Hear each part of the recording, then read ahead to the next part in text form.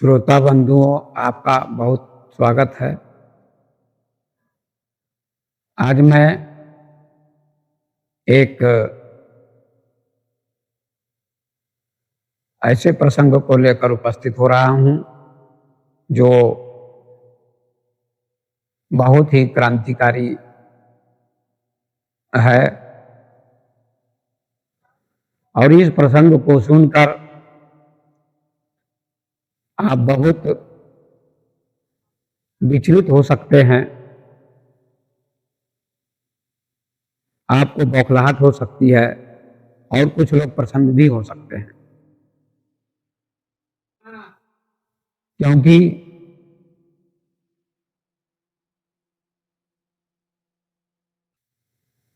सारी बात आपके अनुकूल नहीं कही जा सकती है। तो आज का प्रसंग है राम का जन्म खीर से नहीं संभोग से हुआ था।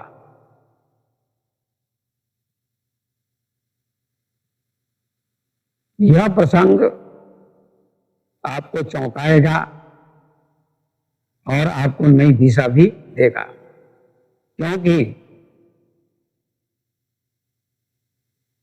नई बात सुनने के लोग आदी नहीं होते हैं, इच्छुक नहीं होते हैं, पुरानी परंपरा को दोहराते रहते हैं और आपके अनुकूल जो बात कही जाती है आप प्रसन्न होते हैं, प्रशंसा करते हैं। अगर आपके प्रतिकूल बात होती है तो आप नाराज हो जाते हैं, लेकिन ऐसा नहीं सोचना चाहिए। तो आइए आज मैं जिनको करोड़ों लोग भगवान मानते हैं और उनको पूछते हैं, उनके प्रति आस्था लोगों की है, उनके बारे में मैं आज चर्चा कर रहा हूं। राम का जन्म खीर से नहीं संभोग से हुआ था। करोड़ों हिंदुओं का विश्वास है कि राम का जन्म नहीं हुआ था शरीर के द्वारा, संभोग के द्वारा। राम खीर से प्रकट हुए थे, ऐसी कथा आप सभी सुनते होंगे, वाल्मीकि रामायण में भी और रामचरितमानस में भी। इन दोनों ग्रंथों में राम को खीर से उत्पन्न हुआ माना जाता है। और कथा कहते हैं बड़े बड़े कथावाचक, विश्व प्रसिद्ध कथावाचक, भारत प्रसिद्ध कथावाचक, कि भगवान राम का जन्म खीर से हुआ। आप सभी जानते होंगे कि दशरथ जी महाराज को पुत्र नहीं हो रहा था, बुढ़ापा आ चुका था। वंश चलाने के लिए उनको चिंता हुई और गुरु वशिष्ठ के यहाँ जाते हैं और गुरु वशिष्ठ से निवेदन करते हैं, एक बार भूपति मन माही भई गलानी मोरे सुनाई। उनके मन में ग्लानि हुई कि मुझे कोई पुत्र नहीं है, वंश कैसे चलेगा। इसलिए महर्षि वशिष्ठ के पास गए और उनसे निवेदन किया कि कैसे पुत्र होगा, कोई कृपा कीजिए। तो उन्होंने कहा, राजन चिंता मत करो, तुम्हारे घर 4 पुत्र होंगे जो यशस्वी होंगे, प्रभावशाली होंगे, विश्व प्रसिद्ध होंगे। दशरथ जी प्रसन्न हो गए और कहा, कैसे होंगे हमारे घर 4 पुत्रों का जन्म, कैसे होगा, 4 पुत्र कैसे आएंगे। तो महर्षि वशिष्ठ ने कहा, तुमको पुत्रेष्टि यज्ञ करना होगा पुत्रों की प्राप्ति हेतु, इसके लिए श्रृंगी ऋषि को बुलाना होगा। तो दशरथ जी ने कहा, जैसी आज्ञा। तो रामचरितमानस में लिखा है, ऋषि वशिष्ठ, श्रृंगी ऋषि वशिष्ठ बुलावा, पुत्र काम सुयज्ञ करावा। तो पुत्रेष्टि यज्ञ किया गया दशरथ जी के यहाँ ऐसी कथा सुनाई जाती है। और कुदृष्टि जब यज्ञ हुआ तो यज्ञ कुंड से अग्निदेव प्रकट हुए और एक पात्र लेकर प्रकट हुए। उस पात्र में खीर थी। अग्निदेव ने दशरथ जी को बुलाया और कहा, महाराज ये पात्र ले लो, इसमें खीर है और इस खीर को तीनों रानियों को खिला दो, तुम्हारी तीनों रानियां गर्भवती हो जाएंगी और पुत्र की प्राप्ति होगी। दशरथ जी प्रसन्न हुए और उस खीर के पात्र को लेकर जाते हैं और तीनों रानियों में बांट देते हैं। और वर्णन है कि तीनों रानियां गर्भवती हो जाती हैं और समय आने पर तीनों रानियों के द्वारा 4 पुत्रों का जन्म होता है। ऐसी प्रसिद्ध कथा है। अब यहां विचारणीय विषय यह है, क्या राम का जन्म खीर से हुआ? क्या अग्निदेव सचमुच प्रकट हुए यज्ञ कुंड से? कथा तो यही सुनाई जाती है, करोड़ों लोग सुनते हैं और बड़े प्रसन्न होते हैं, लेकिन कोई तर्क नहीं करता। आज तक खीर से कोई बच्चा पैदा नहीं हो सकता है, ये बात बिल्कुल गलत है। कोई अग्निदेव प्रकट नहीं हुए यज्ञ कुंड से। जिन्होंने पात्र लिया था उसमें खीर थी। ये सब मनगढ़ंत कथा है, काल्पनिक कथा है। सत्य तो यही है कि चाहे भगवान भी धरती पर मनुष्य के रूप में आएंगे तो उनको गर्भ से जन्म लेना होगा, माता पिता के द्वारा जन्म लेना होगा, संभोग से जन्म लेना होगा। सत्य तो यही है, सृष्टि का यह नियम है। तो तुलसीदास ने भी एक चौपाई लिखी है बालकांड में कि जब से हरि गर्भासी आए सकल लोक सुख संपत्ति छाए। जब भगवान गर्भ में आए तो सभी लोगों में सुख संपत्ति छा गई, प्रसन्नता छा गई। तो गर्भ में आए इसका मतलब गर्भ से उनका जन्म हुआ।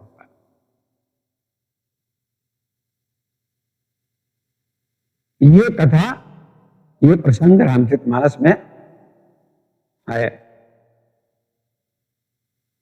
कि भगवान राम का जन्म नहीं हुआ, वो प्रकट हुए, लेकिन रामचरितमानस की चौपाई कहती है उनका जन्म हुआ। इसी चौपाई से स्पष्ट होता है।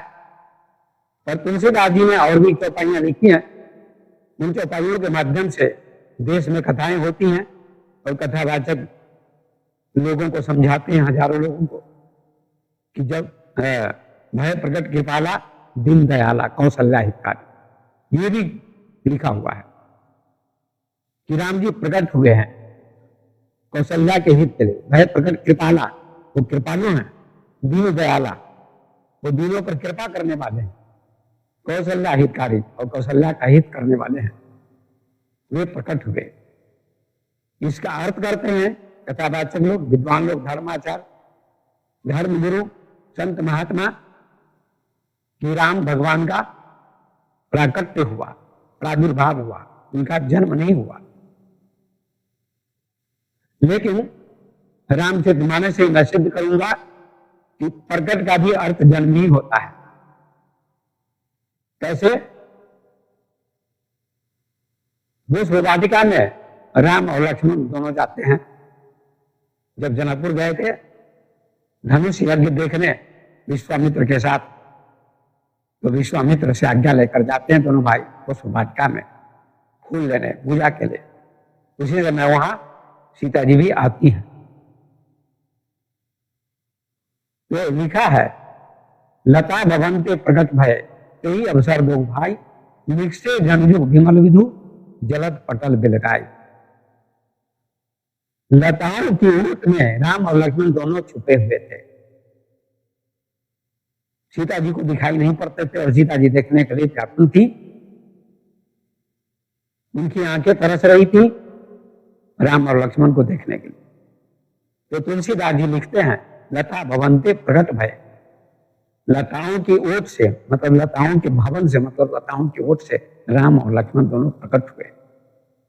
यही अवसर दो भाई उसी समय पर, जिस समय सीता जी वहां आती हैं उस वाटिका में, जैसे निक्षे जनयुग विमल विदु जलद पटल बिलगाई, बादलों के बीच से दो चंद्रमा निकल जाएं, प्रकट हो जाएं, मतलब दिखने लगे, ठीक ऐसे ही राम और लक्ष्मण भी लताओं की ओट से बाहर आ गए। प्रकट होने का मतलब बाहर आ गए और सीता जी को दिखाई पड़ने लगे। सीता जी ने उनको देखा। यहाँ प्रकट का अर्थ होता है बाहर आ, कहां से? लताओं की ओट से बाहर आ गए। ऐसा नहीं कि वो कहीं से प्रकट हो गए आकाश से, लताओं में छुपे हुए थे, वहां से वे दोनों प्रकट हुए और सीता जी को दिखाई पड़े। सीता जी ने उनका दर्शन किया, सीता जी ने उनको देखा। इस दोहा से भी स्पष्ट होता है कि राम जी प्रकट हुए, लेकिन इसका अर्थ होता है कि मां के गर्भ से प्रकट हुए। यहाँ लताओं की ओर से प्रकट होते हैं, लताओं की ओर से बाहर आ जाते हैं, यही प्रकट होने का अर्थ है। कोई आकाश से प्रकट नहीं होते हैं। और वहां माता के गर्भ से प्रकट होते हैं। कोई भी बच्चा मां के गर्भ में होता है, 9 महीने के बाद बाहर आता है तो प्रकट ही होता है, वो गुप्त होता है, छुपा होता है, दिखता नहीं है, लेकिन जब बाहर आता है तो सबको दिखाई पड़ता है।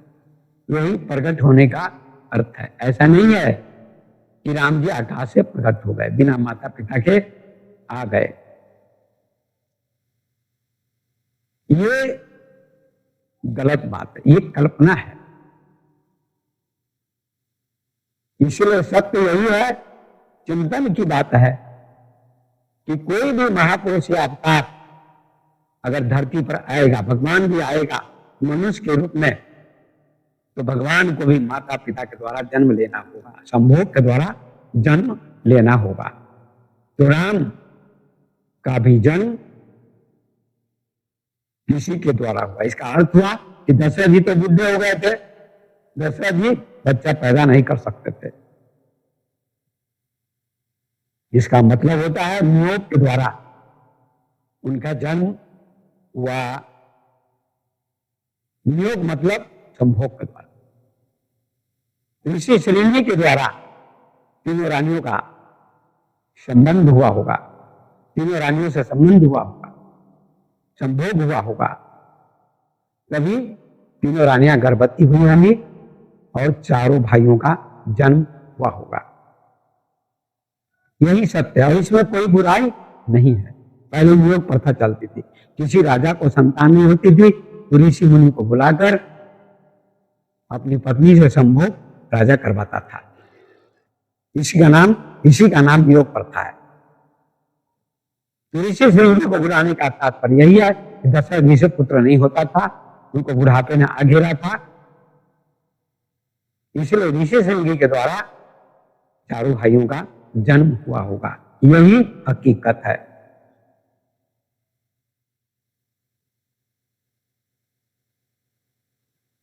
लेकिन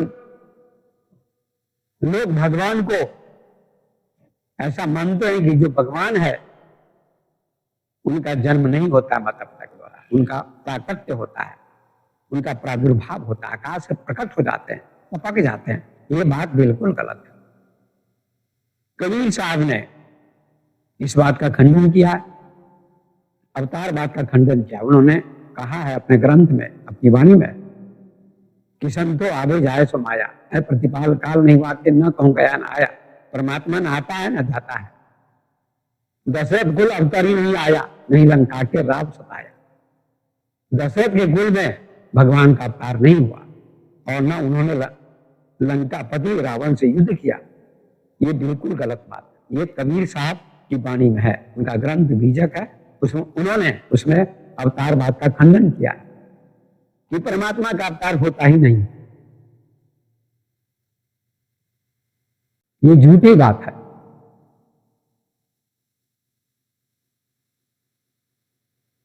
दस अवतार ईश्वरी पूजा करता के जिन पूजा, कहें कबीर सुनो हमको उपजे खपे सुनता। कबीर साहब कहते हैं जिनका जन्म होगा या भगवान ही हो, उनका जन्म होगा उनकी मृत्यु भी होगी। जिसका जन्म होगा उसकी मृत्यु हो जाएगी। उपजे खपे सुनता, जिसका जन्म होगा और जो मर जाएगा वो परमात्मा नहीं हो सकता है। तो राम एक महापुरुष थे, मैं मानता हूं, लेकिन राम का भी जन्म हुआ। कबीर साहब भी यही कहते हैं। कबीर भी एक क्रांतिकारी महापुरुष थे। उन्होंने सत्य सत्य कहा कि परमात्मा को अवतार लेने की जरूरत नहीं है और रावण को मारने की जरूरत नहीं है, क्योंकि वो सबके लिए दयालु है। तो राम भी अगर धरती पर आते हैं, कृष्ण भी आते हैं, शिव भी आते हैं, बुद्ध भी आते हैं, महावीर भी आते हैं, कबीर भी आते हैं, जो भी महापुरुष आएंगे और आए उनका जन्म माता पिता के द्वारा होगा, संभोग से होगा। और संभोग कोई बुरी चीज नहीं। बुद्ध को भी लोग भगवान मानते हैं, करोड़ों लोग मानते हैं, पूरी दुनिया में उनको लोग भगवान मानते हैं। जो बौद्ध धर्म को नहीं मानते हैं, हिंदू धर्म के बड़े बड़े विद्वान भी उनको भगवान कहते हैं। क्यों कहते भगवान? भगवान जैसा काम था उनका। उन्होंने भगवत्ता प्राप्त की थी, मानव का शरीर था, माता पिता के द्वारा उनका जन्म हुआ, सुदोधन के द्वारा, मायावती के द्वारा, संभोग के द्वारा। लेकिन ऐसा कर्म उनका महान था, मानवता थी उनमें, करुणा थी, शांति थी, इसलिए उनको भगवान कहा गया।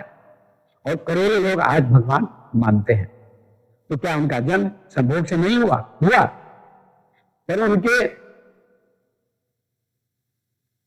जन्म के आगे उनका कर्म भी जुड़ा हुआ। जन्म तो संभोग से होगा, लेकिन कर्म से, ज्ञान से, भक्ति से, ध्यान से व्यक्ति भगवान बन जाता है। तो राम भी एक मानव थे, इंसान थे, और वो भगवान कहलाए, माता पिता का आदर किया। लेकिन जन्म उनका माता पिता के द्वारा ही हुआ। कृष्ण भगवान का जन्म भी माता पिता के द्वारा ही हुआ। देवकी के गर्भ से 8 संतानें हुई और 8वीं संतान भगवान कृष्ण हुए। उनका भी जन्म संभोग से ही हुआ। संभोग कहने में कोई पाप नहीं, लेकिन साधु संत डरते हैं, शंकराचार्य तक डरते हैं, धर्माचार्य डरते हैं, कथावाचक डरते हैं संभोग शब्द कहने में। क्या पाप है संभोग शब्द कहने में? संभोग से ही तो सृष्टि होती है। शिव का भी जन्म संभोग से ही हुआ होगा। कोई भी मानव के रूप में अवतरित होगा, आएगा धरती पर, उस व्यक्ति का जन्म संभोग से ही होगा। और संभोग कोई बुरी चीज नहीं है। संभोग कीचड़ है, उसको कहते हैं, लेकिन कीचड़ से ही कमल उग जाता है, कमल बन जाता है। संभोग कीचड़ है, उसी से कमल बनता है, महापुरुष बनता है। ज्ञान से, कर्म से, योग से, भक्ति से महापुरुष बन जाता है। उसको भगवान कहा जाता है, महापुरुष कहा जाता है। इसलिए संभोग कहना बुरी बात नहीं है। शिव ने भी संभोग किया तो कार्तिकेय को जन्म दिया, गणेश जी को जन्म दिया। कुछ लोग कहते गणेश जी पार्वती के मैल से उत्पन्न हुए। बिल्कुल गलत बात है। मैल माने वीर। रहा इतना पर्दा डाला गया है हिंदू शास्त्रों में, और लोग बिल्कुल सत्य को समझना नहीं चाहते हैं। सत्य पर पर्दा डाला जाता है, डाला गया है।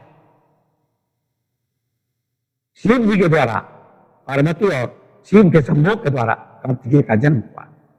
गणेश जी का भी जन्म हुआ संभोग के द्वारा ही। मैल से किसी का जन्म नहीं हो सकता है, बिल्कुल गलत बात है। विज्ञान के विपरीत बात है, सृष्टि के नियम के विपरीत बात है, उल्टी बात है। महानता में कोई कमी नहीं है। शिव महान थे, गणेश जी महान थे, कार्तिकेय जी महान थे, राम जी महान हैं या थे, अभी भी माने जाते हैं, करोड़ों लोगों के लिए महान है। कृष्ण भी महान माने जाते हैं महान। शिव भी महानता में मैं कोई कमी नहीं कहता हूं, लेकिन जन्म तो संभोग के द्वारा ही होगा। कुछ कमियां भी होती महापुरुषों में, राम में भी कुछ कमियां थी, फिर भी लोग भगवान मानते हैं।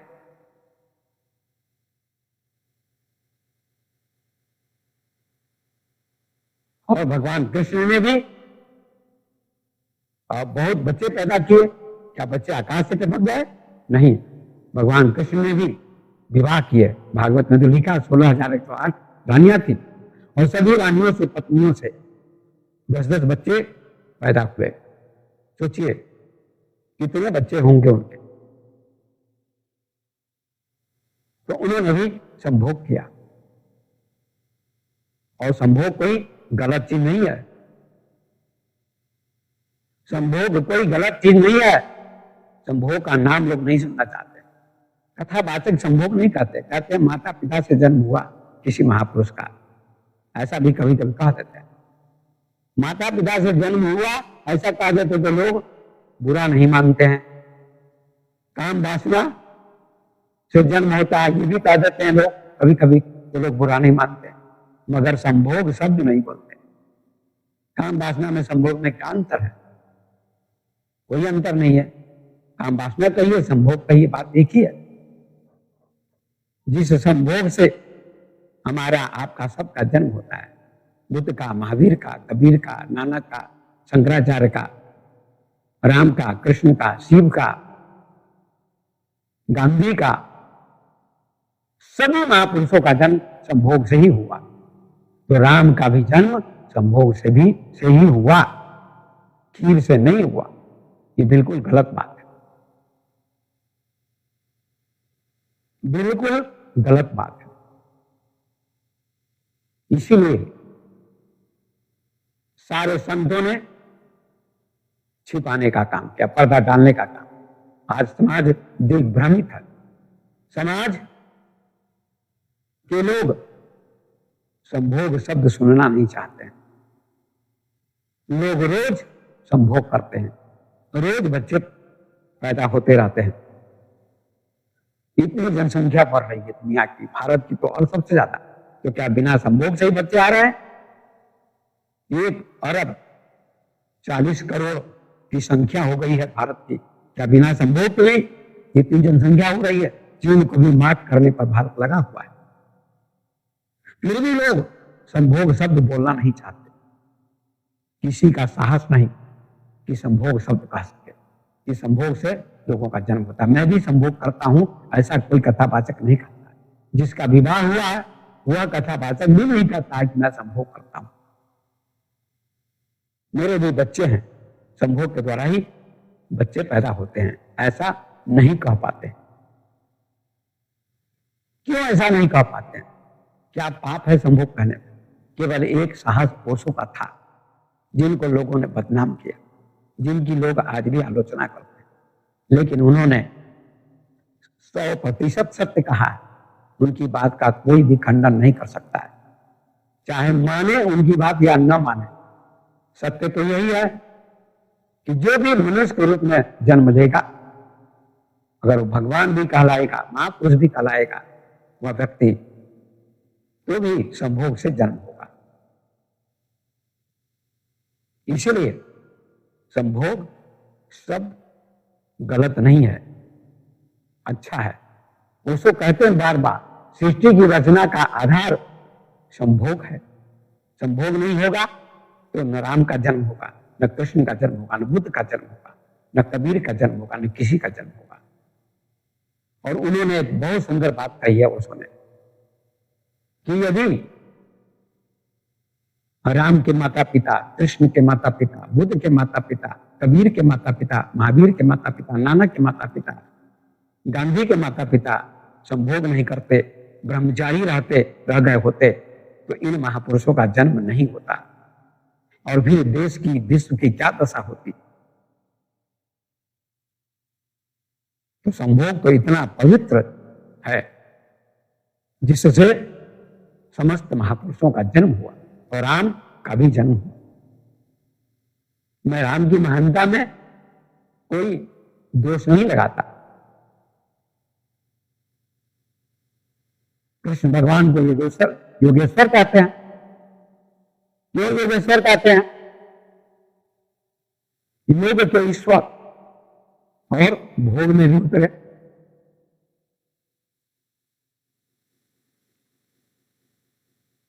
ये भी लोग भगवान मानते हैं, शिव को भगवान मानते हैं। करोड़ों लोग पूछते हैं, शिवलिंग की पूजा करते हैं। योनि में शिव का लिंग स्थापित है, पार्वती की योनि में शिवलिंग स्थापित है और उसकी पूजा करोड़ों लोग करते हैं। इसको लोग समझते भी नहीं है। जिस शिवलिंग की पूजा लोग करते हैं करोड़ों लोग, हिंदू लोग, वो लोग समझने का प्रयास नहीं करते कि हम किसकी पूजा कर रहे हैं।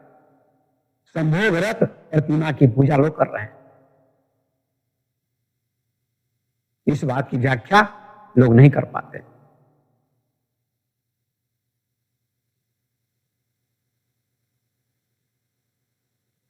कालिदास ने विस्तृत व्याख्या की कुमार संभवम में, शिव जी कितना संभोग करते थे पार्वती के साथ। विवाह हुआ शिव जी का पार्वती के साथ, 1 महीना तक रह गए ससुराल में और संभोग में डूब गए थे। तुलसीदास जी ने भी लिखा है, करब करई विविध विधि भोग विलासा, गणन समेत बस ही कैलासा, हर गिरजा बिहार नित नयु, विधि काल विपुल चली गई। पर तुलसीदास ने लिखा तो है, पर लोग इसकी व्याख्या सही से नहीं कर पाते हैं। कथा बात करई विविध विधि भोग विलासा, यहाँ क्या अर्थ है इसका? भोग विलास माने संभोग करते थे शिव जी पार्वती के साथ। अब इस बात को सुनकर लोग मुझे भी गालियां दे सकते हैं, दीजिए आपकी मर्जी है, लेकिन आप कुमार संभवम पढ़ के देख लो। सरकार के निर्देशन में कुमार संभवम छापा जाता है, आप पढ़ सकते हैं कुमार संभवम को। कालिदास की रचना है। करे विविध विधि भोग विलासा, गणन समेत बसई कैलासा, गणों के सहित कैलाश पर निवास करते हैं। हर गिरजा बिहार में अपना रोज विहार करते हैं। यह विधि काल विपुल चली गई, बहुत समय व्यतीत हो गया। ऐसा तुलसीदास ने भी लिखा, ढक के लिखा है। तो सज्जनों, मैं कहना चाहता हूं कि राम का जन्म, जिनको आप भगवान मानते हैं, परमात्मा मानते हैं, ईश्वर मानते हैं, उनका भी जन्म माता पिता के द्वारा हुआ, संभोग से हुआ। चाहे किसी के द्वारा हुआ, लेकिन संभोग से हुआ। देव की वसुदेव के द्वारा श्री कृष्ण का जन्म हुआ। लोग शिव को अविनाशी मानते हैं, कैसे अविनाशी हो सकते हैं?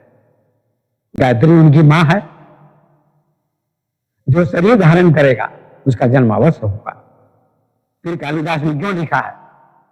तो कालिदास की पुस्तक पर प्रतिबंध लगा देना चाहिए सरकार को। अगर शरीर नहीं था तो फिर संभोग कैसे करते थे पार्वती से? और भागवत में भी 9वें स्कंद में वर्णन है, उल्लेख है कि पार्वती और शिव शंकर नग्न ही बैठे हुए थे, संभोग रत थे। उसको के ऋषि जा रहे थे, ऋषि ने देख लिया ऐसी अवस्था में, तो पार्वती ने जल्दी वस्त्र पहन लिए और पार्वती जी लज्जित हो गई। तो शिव से कहा, हमको तो देख लिया ऋषियों ने। तो शिव जी ने श्राप दे दिया, अभी इस जंगल में जो भी आएगा स्त्री बन जाएगा। ऐसा भागवत के 9वें स्कंद में वर्णन किया गया है। तो शिव और पार्वती दोनों नग्न थे, संभोग रत थे। ये भागवत में भी उल्लेख किया गया है।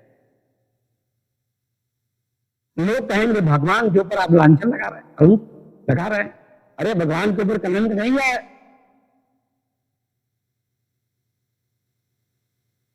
हर व्यक्ति भगवान है। आप राम को भगवान मानते हैं, कृष्ण को भगवान मानते हैं, शिव को भगवान मानते हैं, तो बुद्ध भी तो भगवान माने जाते हैं। जैन धर्म के महावीर स्वामी तो भगवान माने जाते हैं। माता पिता को भी लोग भगवान मानते हैं, गुरु को भी भगवान मानते हैं। हर व्यक्ति भगवान है। जिसको भगवत्ता मिल जाती है, जो भगवान को जान लेता है, स्वयं को जान लेता है, वो भगवान हो जाता है। लेकिन जन्म तो माता पिता के द्वारा ही, संभोग के द्वारा ही होगा।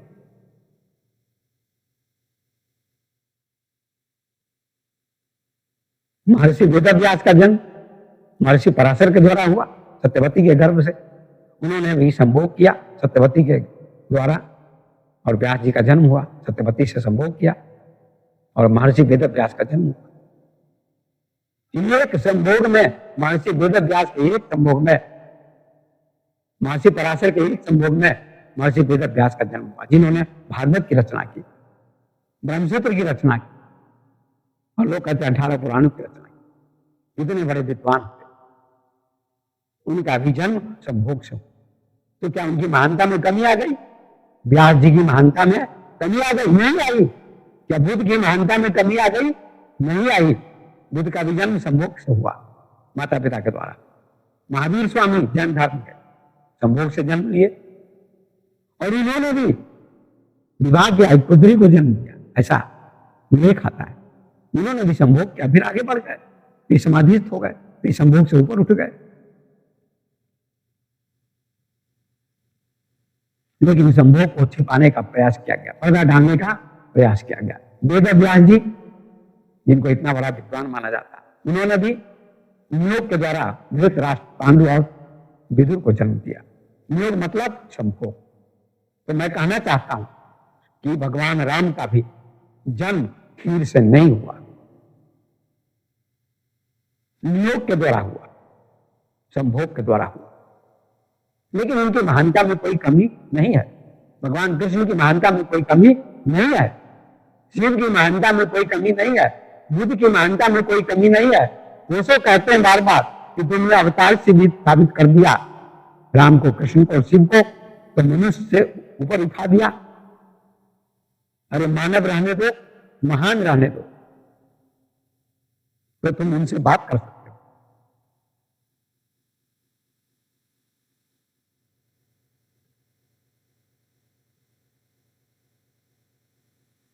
सभी साधारण रूप से जन्म लेते हैं, सभी बच्चे साधारण रूप से जन्म लेते हैं। राम का भी जन्म साधारण रूप से हुआ, कृष्ण का भी, बुद्ध का भी, महावीर का भी। लेकिन लोग चमत्कार जोड़ देते हैं।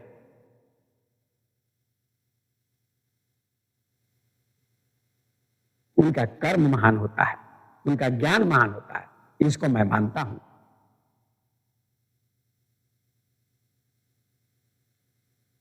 तो धरती पर जितने महापुरुष आए, सभी माता पिता के द्वारा आए। यही सृष्टि का नियम है, यही सत्य है।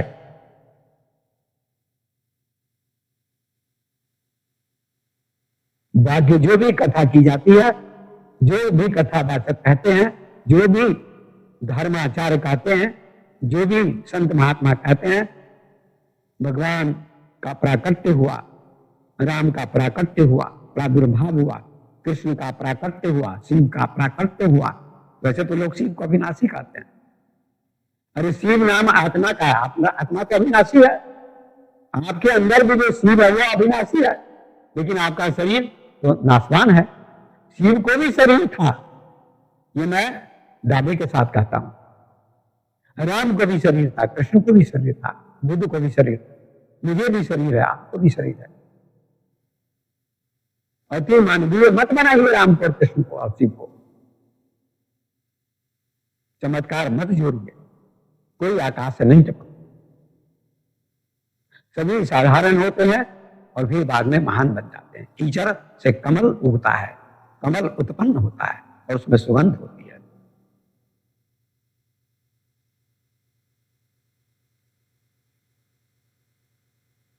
लेकिन गोस्वामी तुलसीदास ने भी चमत्कार जोड़ दिया, और आज के सारे कथावाचक चमत्कार पूर्ण कथा करते हैं। ये विडंबना है समाज की, लोगों की। लोग समझना नहीं चाहते हैं सत्य को।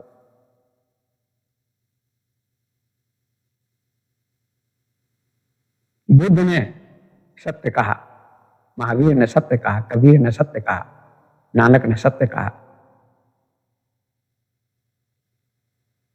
कि सभी साधारण रूप से जन्म लेते हैं और ज्ञान से, भक्ति से, योग से, सत्संग से महान बन जाते हैं। बनने वाले, उनकी पूजा होती है।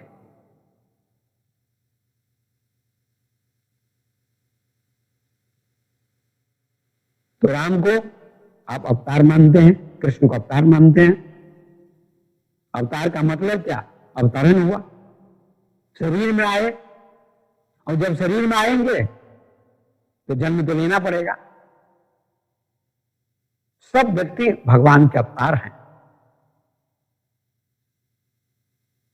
सारे लोग भगवान के अवतार हैं। कोई जानता है, कोई नहीं जानता है। राम जान गए, भगवान कृष्ण जान गए, शिव जान गए, बुद्ध जान गए, महावीर जान गए, यीशु जान गए, अष्टावक्र जान गए, पतंजलि जान गए, शंकराचार्य जान गए, विवेकानंद जान गए। सभी महापुरुषों ने अपने आप को जाना, भगवत्ता को जाना, चेतना को जाना। चेतना का नाम ही भगवान है, और जो चेतना को जान लेता है, चेतना की अनुभूति हो जाती है, तो भगवान बन जाता है। तो राम ने भी चेतना की अनुभूति की, ऐसा योग वासिष्ठ में लिखा हुआ है, वर्णन आता है।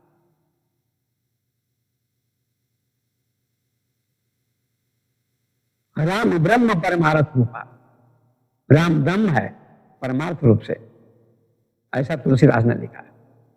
परमार्थ रूप से सभी ब्रह्म है, व्यवहारिक रूप से सबको शरीर मिला हुआ है, सबके पास शरीर है, लेकिन परमार्थ रूप से सब आत्मा है। परमार्थ क्या है? आत्मा, चेतना, वही परमार्थ है। उसी को शंकराचार्य कहते हैं पारमार्थिक सत्ता।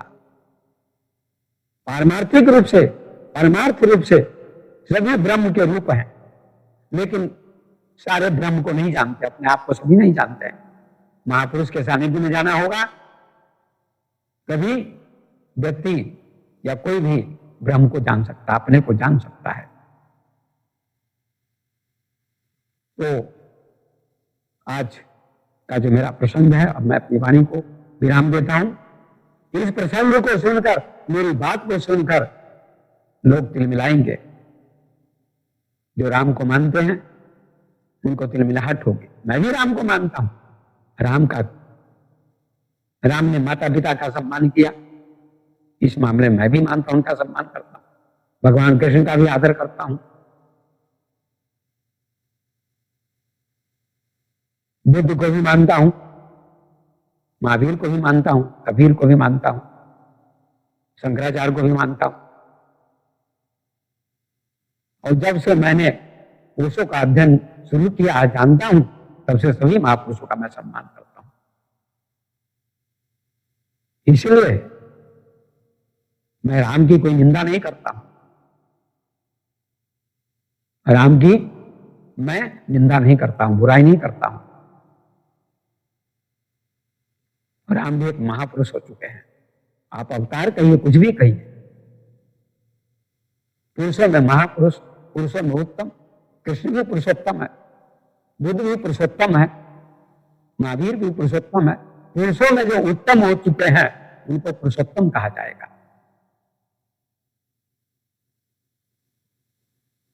तो जो भी महापुरुष होते हैं उनको पुरुषोत्तम कहा जाता है, पुरुषों में उत्तम होते हैं। मैं अपनी वाणी को विराम देता हूं। इसको गहराई से समझने का प्रयास करें।